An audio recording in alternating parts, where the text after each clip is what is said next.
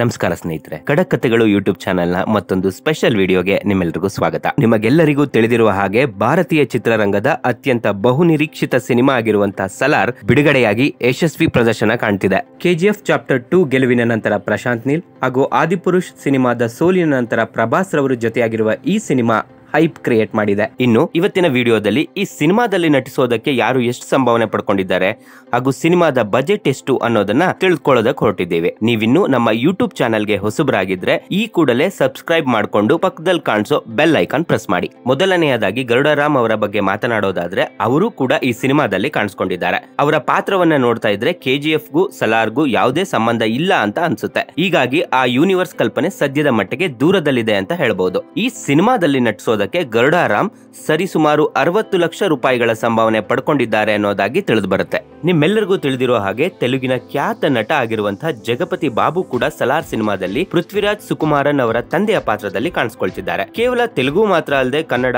Tamil, Bollywood ನಲ್ಲಿ ಕೂಡ ಜಗಪತಿ ಬಾಬು ಅತ್ಯಂತ ಹೆಚ್ಚಿನ ಬೇಡಿಕೆಯನ್ನ ಹೊಂದಿರುವಂತಹ ಖಳನಾಯಕ ಹಾಗೂ ಪೋಷಕ ನಟ ಆಗಿದ್ದಾರೆ. ಸಲಾರ್ ಸಿನಿಮಾದಲ್ಲಿ ಕೂಡ ನಟಿಸೋದಕ್ಕೆ ಬರೋಬ್ಬರಿ 3 ಕೋಟಿ ರೂಪಾಯಿಗಳ ಸಂಭಾವನೆಯನ್ನ ಪಡ್ಕೊಂಡಿದ್ದಾರೆ. ಇನ್ನು ಪೃಥ್ವಿರಾಜ್ ಸುಕುಮಾರನ್ ಸಲಾರ್ ಸಿನಿಮಾದಲ್ಲಿ ಪ್ರಭಾಸ್ ರವರ ಸ್ನೇಹಿತನ ಪಾತ್ರ ಆಗಿರುವಂತಹ ವರದರಾಜ ಮುನ್ನಾರ್ ಪಾತ್ರದಲ್ಲಿ ಕಾಣಿಸಿಕೊಳ್ಳಲು ಬರೋಬ್ಬರಿ 4 ಕೋಟಿ ರೂಪಾಯಿ ಸಂಭಾವನೆ ಪಡೆದುಕೊಂಡಿದ್ದಾರೆ ಎನ್ನುವ ಸುದ್ದಿ ಇದೆ. ಈ ಸಿನಿಮಾದಲ್ಲಿ ಅವರು ಕಾಣಿಸಿಕೊಂಡಿರುವ ರೀತಿ ಕೂಡ ಟೀಸರ್ ಹಾಗೂ ಟ್ರೈಲರ್ ಗಳ ಮೂಲಕ ಎಲ್ಲರ ಮನ ಗೆಲ್ಲಲು ಯಶಸ್ವಿಯಾಗಿದ್ದು ಸಿನಿಮಾದಲ್ಲಿ ಕೂಡ ಅವರ ಪಾತ್ರ ಭರವಸೆಯನ್ನ ಮೂಡಿಸಿದೆ. ಇನ್ನು ಈ ಲಿಸ್ಟ್ ನಲ್ಲಿ ಕಾಣಿಸಿಕೊಳ್ಳುವುದು ಚಿತ್ರದ ನಾಯಕ ನಟಿ ಆಗಿರುವಂತಹ ಶ್ರುತಿ ಹಾಸನ್. ಕಳೆದ ಸಾಕಷ್ಟು ಸಮಯಗಳಿಂದಲೂ ಕೂಡ ಶ್ರುತಿ ಹಾಸನ್ ಯಾವುದೇ ಬಿಗ್ ಬಜೆಟ್ ಸಿನಿಮಾಗಳಲ್ಲಿ ಕಾಣಿಸಿಕೊಂಡಿರಲಿಲ್ಲ. ಆದರೆ ಕಮ್ ಬ್ಯಾಕ್ ಮಾತ್ರ ಈ ರೀತಿ ಗ್ರ್ಯಾಂಡ್ ಆಗಿರುತ್ತೆ ಅನ್ನೋದನ್ನ ಯಾರು ಕೂಡ ಊಹೆನೆ ಮಾಡಿರಲಿಲ್ಲ. ಟ್ರೈಲರ್ ಗಳಲ್ಲಿ ಶ್ರುತಿ ಹಾಸನ್ ರವರ ಪಾತ್ರ ಯಾವ ರೀತಿ ಇರುತ್ತೆ ಅನ್ನೋದನ್ನ ಪೂರ್ತಿಯಾಗಿ ತೋರಿಸಲಿಲ್ಲ. ಆದರೆ ಪ್ರಶಾಂತ್ ನೀಲ್ ಅವರ ನಿರ್ದೇಶನದಲ್ಲಿ ಮೂಡಿಬರೋ ನಾಯಕ ನಟಿಯ ಪಾತ್ರ ಯಾವ ರೀತಿ ಪವರ್ಫುಲ್ ಆಗಿರುತ್ತೆ ಅನ್ನೋದನ್ನ ರೀನಾ ಪಾತ್ರವನ್ನ ನೋಡಿ ನಾವು ಅರ್ಥ ಮಾಡ್ಕೊಳ್ಬಹುದು. ಇನ್ನು ಸಲಾರ್ ಸಿನಿಮಾದಲ್ಲಿ ನಟಿಸೋದಕ್ಕೆ ಶ್ರುತಿ ಹಾಸನ್ ಭರ್ಜರಿ 8 ಕೋಟಿ ರೂಪಾಯಿಗಳ ಸಂಭಾವನೆಯನ್ನ ಪಡ್ಕೊಂಡಿದ್ದಾರೆ. ಇನ್ನು ಸಿನಿಮಾದ ನಾಯಕ ನಟ ಆಗಿರುವಂತಹ ಪ್ರಭಾಸ್ ರವರು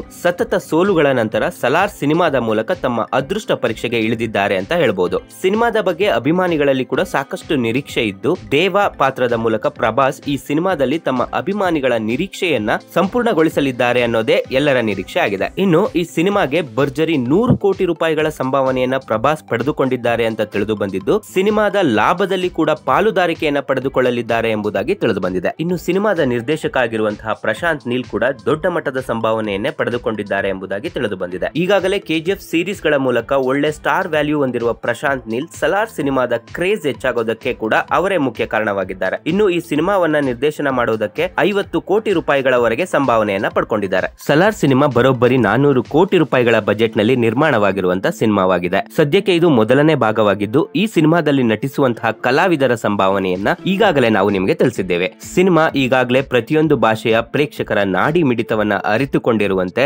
ಸೊಗಸಾಗಿ ಮೂಡಿ ಬಂದಿರುವಂತಹ ಭರವಸೆಯನ್ನ ಈಗಾಗಲೇ ಮೂಡಿಸಿದೆ. ಸಿನಿಮಾದ ಬಗ್ಗೆ ನಿಮ್ಗಿರುವಂತಹ ನಿರೀಕ್ಷೆಗಳನ್ನ ಕಮೆಂಟ್ ಮಾಡೋ ಮೂಲಕ ನೀವು ನಮ್ಮೊಂದಿಗೆ ನಿಮ್ಮ ಅಭಿಪ್ರಾಯವನ್ನ ಹಂಚಿಕೊಳ್ಳಬಹುದಾಗಿದೆ.